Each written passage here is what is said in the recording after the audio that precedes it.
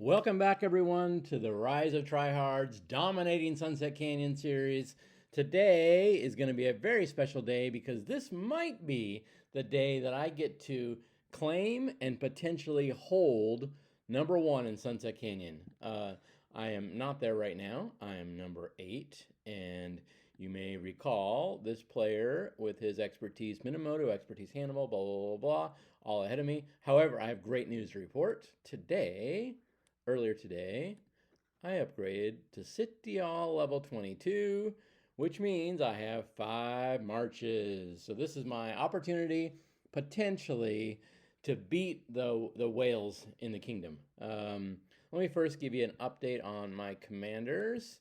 For this effort, I also, expertise Minamoto, I had to bite the bullet and pay some bucks to make this happen, but this is key not just to Sunset Canyon, but also I was struggling in the expedition, and using Minamoto got me, I think, 3 or 4 more levels in the expedition, including going back and 3-starring some of the levels that I couldn't 3-star before.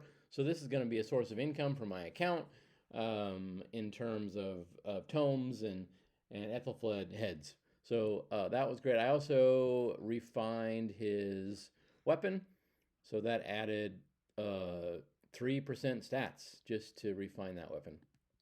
On Sun Tzu, I think he's in the same spot he was yesterday, still level 42. But notice all 4 of my commanders now are level 42.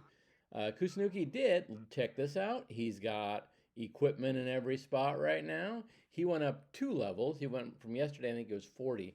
Now he's 42. And I added these very nice pants, Archer Defense +6. I'm pretty happy about that. I think City Keeper's in the same boat he was yesterday. He may have gained a level from yesterday. The fifth march I alluded to is going to be Joan and Matilda. And for this purpose, I increased Joan's level from 33, I think it was yesterday, to 37.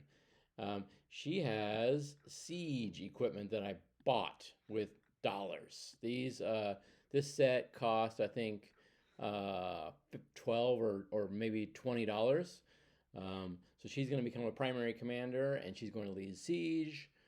I have the skills the same as yesterday. I was not horribly unlucky, not great though. One of her skill upgrades ended in gathering. I was less lucky with Matilda. This is the key skill that I was going for. So I unlocked all 3 and put several heads into Matilda. Epic heads, I know I'll look back one day, it's like, oh, epic heads are a dime a dozen. Today, epic heads are not a dime a dozen, and these were expensive heads to put 4 into, or to 3 skill upgrades into the gathering skill, which is a bummer. I got this from 3 to 4, so that's pretty cool. I got Ethelfled 1 more level from 2 to 3 here. So one from direct damage factor 500, just 5 enemies, to 600, and the debuff up to 20%. I did grab in the gold key Charles Martel, which was the first time it came. I actually already had a couple of heads. I had 6 before, but I just got a full Charles Martel. I'm not actually sure. As we get into this video, I may talk more about him, but I was excited in one of my recent gold keys to get a full Charles Martel. Okay, so that's where I am at. We need to go into Canyon and cause some carnage here. We have, what time is it? We have still 3 more hours until reset. I'm hoping to get into the top 3 with like maybe 3 challenges. If we look back at yesterday, I was in number 2, and this guy was in number 1. This guy then, in the last 10 seconds of the day, jumped ahead of both of us and went to number 1, which might have been a bad deal because I might have been number 3. I was number 2, so I only dropped down to 3rd, and the rewards for 2 and 3 are the same. No big deal. However, I would like to keep an eye on this guy, and whenever it makes sense, I would like to drop him down. And now is one of those days that it makes sense because I beat. Let me actually show you what happened yesterday. I ended here, and then this guy who I beat pretty convincingly came and attacked me on his own, and I beat him again convincingly. So I got plus 16 points there. This is the number 4 player in the land. He has almost 8 million power. I had at the time under 3 million power. Now I have just over 3 million power. So he had 2 or 3 times more than me. He has 1, 2, 3, 4, 5, 6 legendaries, and I have 1, 2, 3. He had more legendary commanders than I have marches, and I beat him. He attacked me, so I don't feel, and he's ahead of me right now. I don't feel a tremendous need to beat him again. And this guy beat me, challenged me, and lost. Um, we could briefly look at this fight and see what happened. As usual, his Minamoto did most of the damage. But let's see how he attacked me, just in case I need to attack him, which I might. So he put 3 marches on my City Keeper, but look at what he put directly across. I'm not sure if he caught that. Let me start that over again. He put an Ethelfled directly across from City Keeper, and it just completely melted. I'm not sure. This is an Ethelfled right here. Like, dude, don't do that. So it actually was easier than it should have been. Look how quickly this Ethelfled is going down in just a few seconds, being attacked by City Keeper. It would have been far better to put something else across from that. So Ethelfled lives a little longer and can do her half dome AoE to everybody. But Ethelfled died quickly, and on the top line, Martel died quickly, so it was not too bad. Okay, so we don't need to attack him again. We could if we need to, but we don't actually have to. I would prefer to lower this guy, and potentially even, it wouldn't hurt my feelings too badly to beat him twice because of that at the last 10-second trick he pulled. I want to be sure he can't do that again. He does have an expertise, level 45 Minamoto. However, I now have, for the first time ever, 5 marches. So, let me just add in, we're going to use, we got to find another place, another hero to pair up with City Keeper. And I actually didn't plan who this was going to be. I think Martel's probably fine. I think the Martel shield at 1 is actually the same as the Pericles shield at 1. Let's take a look here. This does damage absorbing 600 and gets some march speed, which is useless in Canyon. The Martel, I think the Martel shield, even with nothing invested, is the same, 600. But also he gives a 10% bonus damage for 4 seconds. So, I haven't decided whether I'm going to invest in Martel yet. I haven't yet done anything with him, but I'm going to put him here at least for the first match, freeing up Joan to be the lead. No, I'm not going to use infantry. I am going to use siege. And this is going to be a fun experiment. Throughout this series, we're going to see how far we can get using siege as a tank. And I'll show you why I'm doing that in a minute here. But let's see. We're going to, I want Sun Tzu to hit both.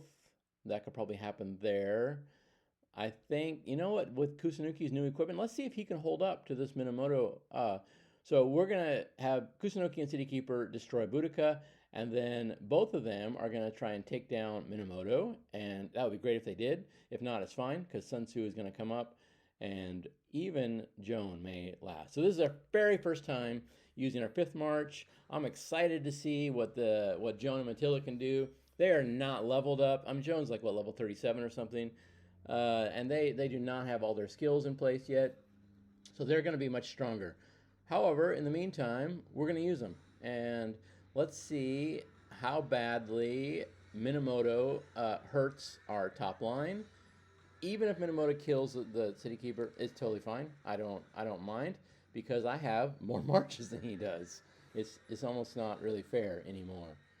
But yeah, his Boudica died exposing the Minamoto. Let's see if the Minamoto and the Archer together can take out the Minamoto. Goodness gracious. Goodness gracious. 4v1. It's not fair anymore. It's not fair. But also I have, you can see in the power differential, it's not fair. This is he shouldn't be expected to win. Okay, I got number 4. I would like to get into the top 2 and see if I can, from there, entice some people to attack me. I am not going to attack this guy. You might remember from the very first video I did of Sunset, I attacked this guy twice. Was it 3 times? I think it was twice. I felt terrible about it because this guy's in my alliance. So I'm not going to attack him. I am going to attack him. And then we're going to take a swing at this. And this guy's beat me, I think, probably 10 times. And I haven't beat him yet. So we're first going to go here. And this Martel is fine. It's not too scary because I have 5 marches. I mean, it's not even fair anymore. Really, I think the game should restrict people with 5 marches to only attacking people with 5 marches. That's the only way to really be fair. But let's do something like this. Where is his Minamoto? It almost doesn't matter. He's got 4 marches. Let's just see. I promise I will put more thought and energy into the whale. The top player right now is the number 1 player in our kingdom. We're gonna talk about him more in just a moment.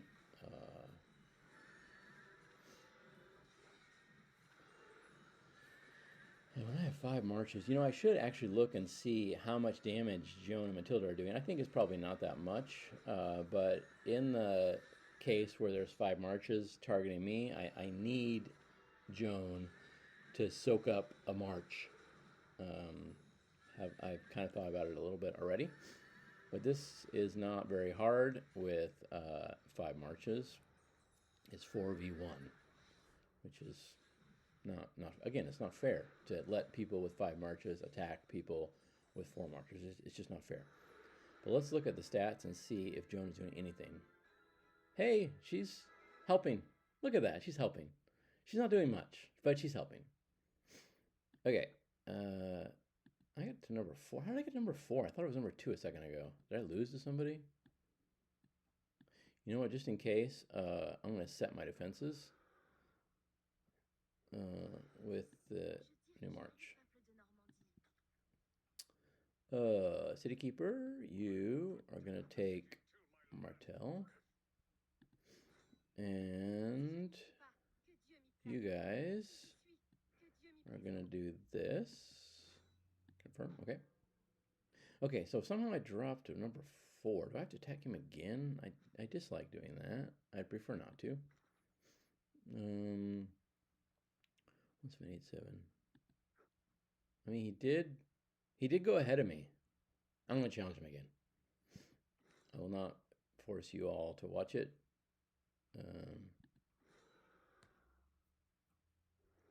Because we just did it. Okay, back to number 2 again. Okay, now let's look at, we have 2 more challenges and the ticket. And if we have to use a ticket, fine. If we don't have to use a ticket, that's also fine. If we defeat number 1, again, this player is 11.5 million power. My power is 3 million power. So he has 4 times as much power as me. He has all these expertise commanders. I really want to try. I'm not sure if I can do it, but part of the fun of Sunset Canyon is seeing what you can do, and maybe you lose, and this could be a total loss. But let's just see what happens, and it could be that if I lose, he comes and destroys me for the day. All right, so this Minamoto has to be dealt with. My plan, as I was looking at this earlier today, I was thinking about just letting Minamoto destroy Joan, and just to give a few seconds of peace away from the Minamoto while everybody else tries to take out this Hannibal and the Joan here. Cavalry counters siege. Everything counters siege. So, and Joan is only has, it has 12, 13,000 fewer troops. So it's going to be a bloodbath. But if we can just keep Minamoto away from us, away from everybody else for 25 seconds, I feel like I have a chance. I could be delusional, but we're going to say archers counter infantry. So we're going to put the archers here. Yeah, we're not going to skip this. This is the first battle. This is a battle I've been looking forward to for, I don't know, 6 days. Let's watch it and see. Okay, I think it's just going to be embarrassing how quickly Joan dies. And I may even try a couple of times to see what I can do. Okay, I think if we can take out his Sun Tzu and his Hannibal at the same time Joan dies, that's a total win. I just don't know if we can. Yeah, it looks like Sun Tzu and Joan are dying about the same time. So we're I don't know, we're 4v3. But look how much health Martel still has. Oh, goodness gracious. Wait, did I do that wrong? Was that actually I don't know. I mean, Kusunuki still has a lot of health. He and Minamoto could clutch it. It's 3v2. It could happen. It could happen. I might just beat the #1 player in our land. It could happen. I may have to switch some things around specifically for this guy. I might have to build a team specifically to target this player. Dang, that Martel lasts forever. He lasts and lasts and lasts and lasts and lasts. Oh, I might not beat him. It's going to be close. I think I can get him. Dang, that Martel took forever to kill. Okay, I got a victory. I am #1 overall. I don't know if I can hold this. But that is the very first time I've beaten this player. Let's look at the stats. I think he'll be super surprised to see someone having beaten him. We got to level up Joan. Poor Joan. We got to level her up, and his Minamoto is just brutalized everybody. There are some things I can do with Joan. So I have 2 challenges, and if he beats me, great, I can beat him again. #1, that's cool. But let's look at Joan a little more closely. She's only level 37. She doesn't have all her talents yet. But here are the talents that I'm going for. This is 18% stats with a single talent, which is awesome. This is effectively 7.5% defense for the battle. This is gonna be 3% unit capacity. Those are all beautiful things to help me. And then this, when I get it higher, is going to be 60% stat. So if I can just level these guys up, I might have a chance to hold this. I'm going to stop the video now and save those 2 challenges because I'm frankly a tiny bit scared about what's going to happen. But this is really exciting right now. I wanted to celebrate this with you guys before the reset. I'll continue this video in a bit. All right, I'm very excited to report that the player that we beat came back a few minutes later and attacked us again, and we beat him again. It's kind of funny.